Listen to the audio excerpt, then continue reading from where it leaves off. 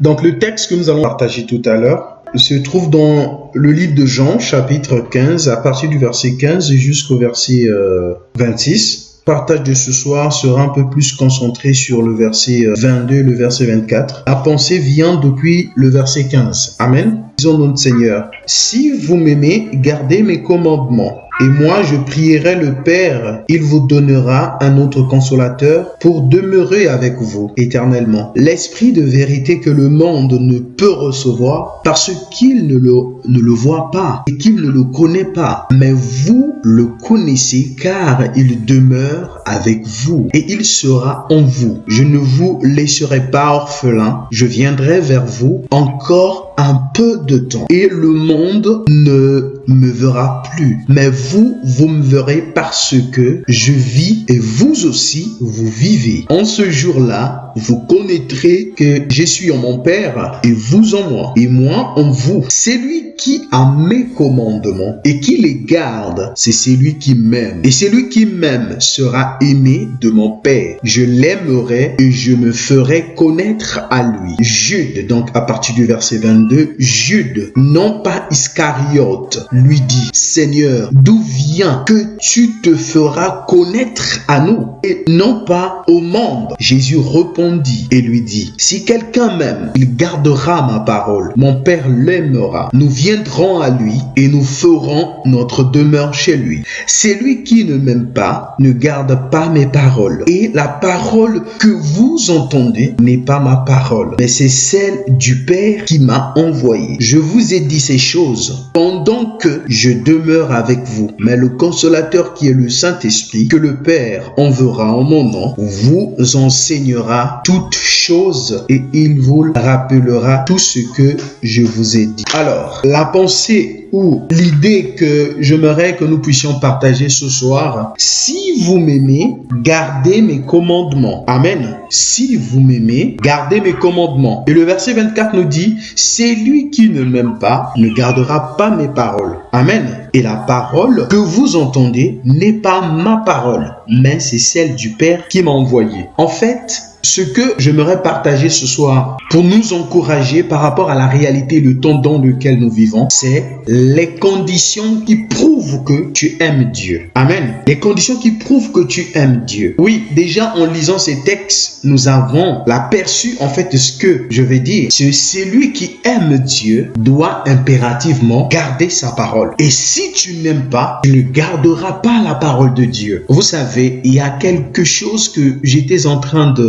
d'analyser avec une personne, je crois c'était aujourd'hui. Et quand la personne parlait, je pouvais réaliser quelque chose dans le milieu des enfants de Dieu. On peut être un enfant de Dieu et suivre Dieu en fonction de quelque chose. Parce que tu réalises que quand je traverse des moments, des situations, et lorsque je me confie en Dieu, les choses vont bien. Mais lorsque je me retire, les choses vont mal. Amen. Donc, ça montre que ta relation avec Dieu dépend de la situation dans laquelle tu te trouves et l'intervention de Dieu dans ta situation. Et si nous menons notre vie chrétienne de cette manière, on ne développera pas l'amour ou l'amitié que nous devons en fait avoir, l'intimité que nous sommes censés avoir avec le Seigneur. Mais la Bible dit, celui qui m'aime garde ma parole. Celui qui ne m'aime pas ne gardera pas ma parole. Si nous prenons cet élément comme étant une base de la vie chrétienne, je veux vous dire la vérité, je nous dis la vérité que beaucoup de chrétiens seront disqualifiés. Amen. Parce que la vie de beaucoup des enfants de Dieu montre que nous ne gardons pas la parole de Dieu. Si on peut se permettre de faire certaines choses et vouloir raisonner devant la présence de Dieu, ce qui revient à dire tout simplement que nous ne gardons pas la parole de Dieu. Parce que celui qui garde la parole ne réagit pas selon lui-même. Parce que la Bible nous fait savoir que le fait de garder sa parole prouve que nous l'aimons et le monde nous enseigne que si quelqu'un t'aime, si quelqu'un prouve son amour envers toi, c'est que cette personne fait confiance à ta parole et cette personne garde ta parole. Certaines personnes disent que je te donne ma parole. Même quand un homme s'approche d'une femme, quand il parle,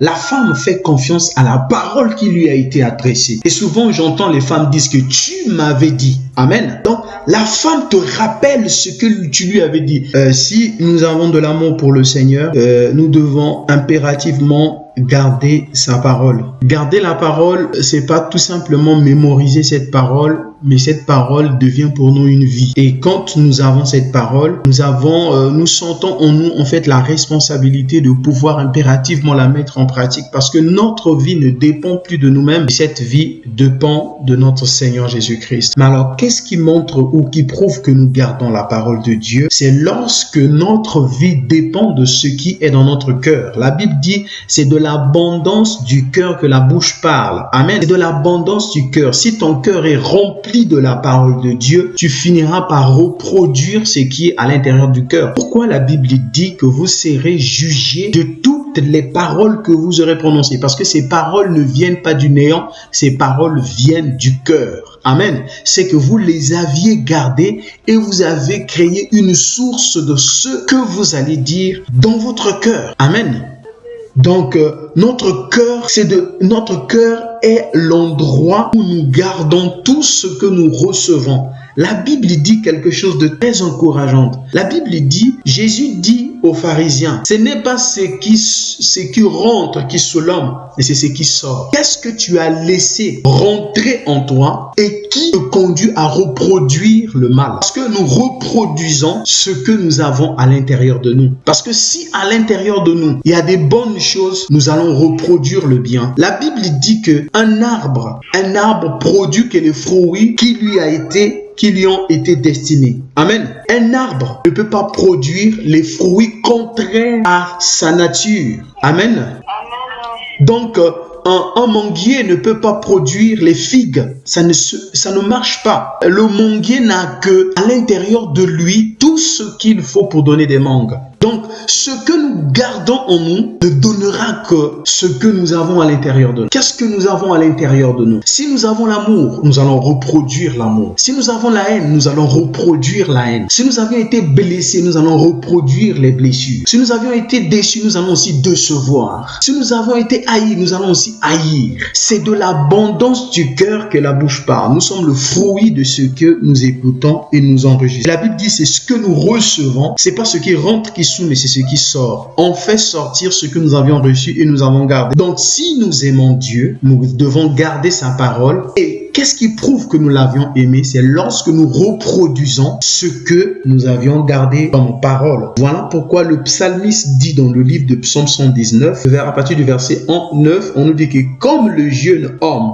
comment le jeune homme rendra-t-il pur son sentier en se dirigeant d'après ta parole? Je te cherche de tout mon cœur. Ne me laisse pas égarer loin de tes commandements. Je serre ta parole dans mon cœur afin de ne pas pécher contre eux. Donc, c'est lui qui garde, qui serre la parole. Ici, on a utilisé le mot serrer, la voir, quand bien même que parfois c'est difficile de la garder. On se force d'en avoir à l'intérieur de nous parce que c'est notre vie. Voilà pourquoi il est parfois difficile de pouvoir méditer. Mais tu dois fournir d'efforts et tu dois demander la force auprès du Seigneur afin que tu puisses t'asseoir et méditer. Parce que garder la parole de Dieu, c'est comme si mémoriser et ne pas oublier. La Bible nous dit dans le livre de Jacques, beaucoup de gens quand ils écoutent la parole, ils oublient, ils sont comme des gens qui sont devant un miroir, après ils oublient ce qu'il a vu. Amen. C'est pas facile, donc il nous faut des stratégies, il nous faut le temps pour cette parole, afin que nous puissions la garder.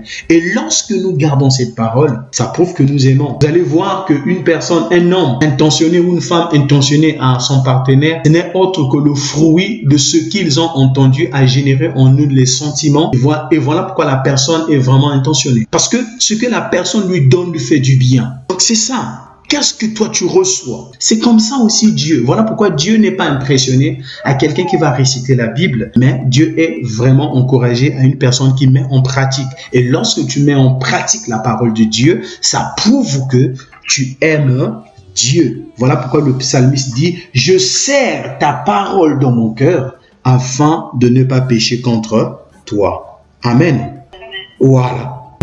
nous aimons, ce qui prouve encore que nous aimons Dieu, c'est lorsque nous manifestons le désir de le connaître de tout notre cœur. Le désir de le connaître de tout notre cœur. Psaume 119, à partir du verset 2 et 3, regardez ce que la Bible dit. Heureux ceux qui gardent ses préceptes, qui le cherchent de tout leur cœur, et qui ne commet point d'iniquité et qui marche dans ses voies. Amen.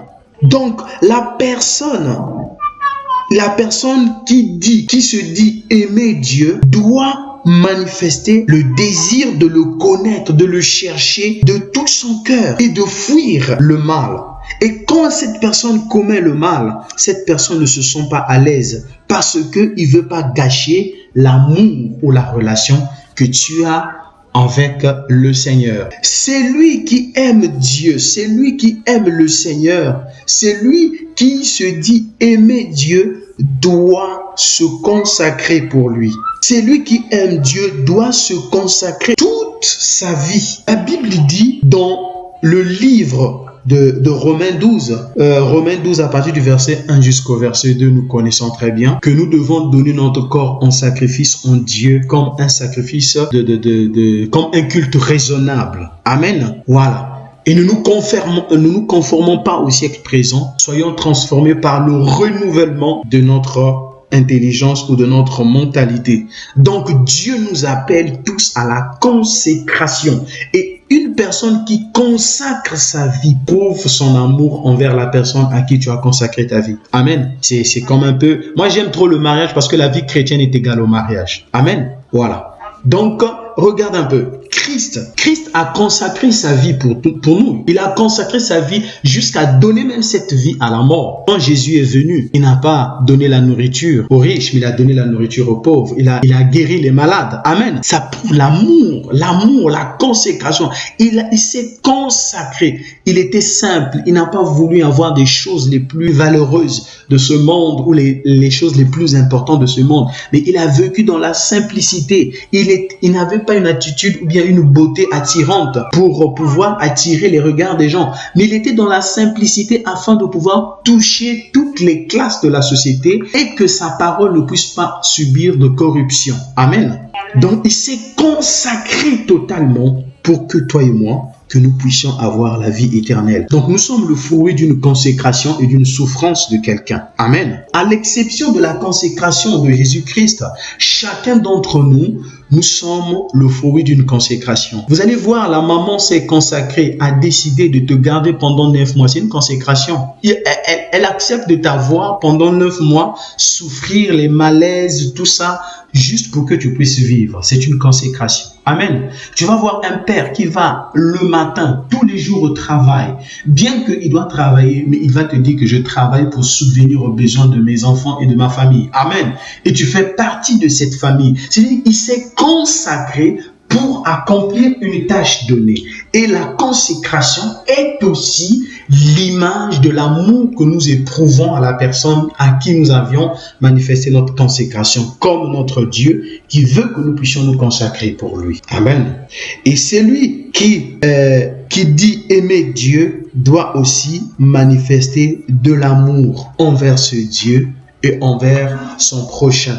Pourquoi envers ce Dieu et envers son prochain? La Bible dit, tu aimeras ton Dieu de tout ton cœur, de toute ton âme et de toute ta pensée. Et tu aimeras ton prochain comme toi-même. Il y a quelqu'un qui m'avait dit qu'une femme qui a déjà des enfants aime un homme qui aime ses enfants. Oui. Donc, si tu n'aimes pas ses enfants, cette femme ne sera pas heureuse dans ton foyer parce que ses enfants, c'est son cœur. Alors, si tu veux avoir le cœur d'une femme qui a des enfants, commence à donner les cadeaux à ses enfants. Cette femme finira à te dire oui, même si elle a refusé pendant des années parce que tu as touché son cœur. Donc, si tu veux toucher le cœur de Dieu dans l'amour, tu dois aimer sa créature. Tu dois aimer ses proches. Et lorsque tu reviendras auprès de lui, là, il va comprendre que vraiment tu m'aimes. Alors, l'amour que nous devons manifester pour prouver que nous aimons Dieu, nous aimons notre prochain, c'est un amour simple. C'est un amour patient. En fait, la Bible nous dit, c'est lui qui aime est patient. Il sait attendre. Son cœur est largement ouvert aux autres. Cette personne est serviable, plein de bonté et de bienveillance. Il cherche à être constructive. Il se plaît à faire du bien aux autres. L'amour vrai n'est pas possessif. Il n'y a pas vraiment tiré le drap de son côté. Il ne cherche pas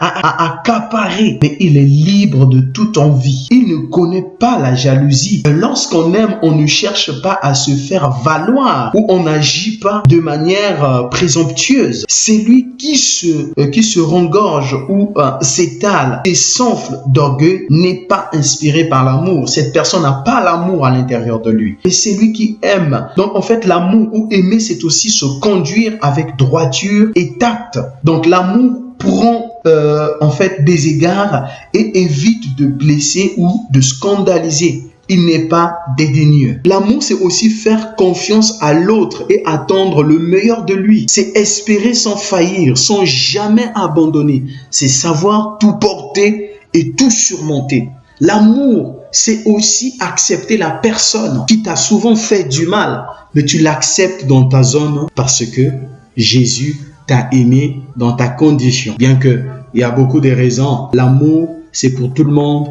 et une dette que nous avons pour chacun d'entre nous, c'est aimer. Que Dieu vraiment continue à nous encourager. En fait, la pensée que j'avais derrière ce texte, c'est tout simplement que si nous disons aimer Dieu, nous devons garder sa parole, nous devons nous consacrer, nous devons aspirer à le connaître, nous devons mettre en pratique sa parole, nous devons être à sa disposition durant toute notre vie, maintenant et à jamais pour le siècle des siècles. Amen.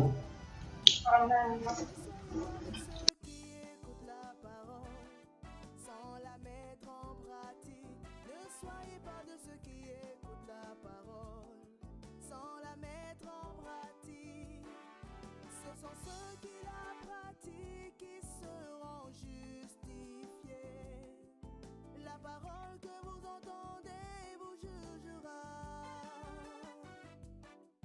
Ce sont ceux qui la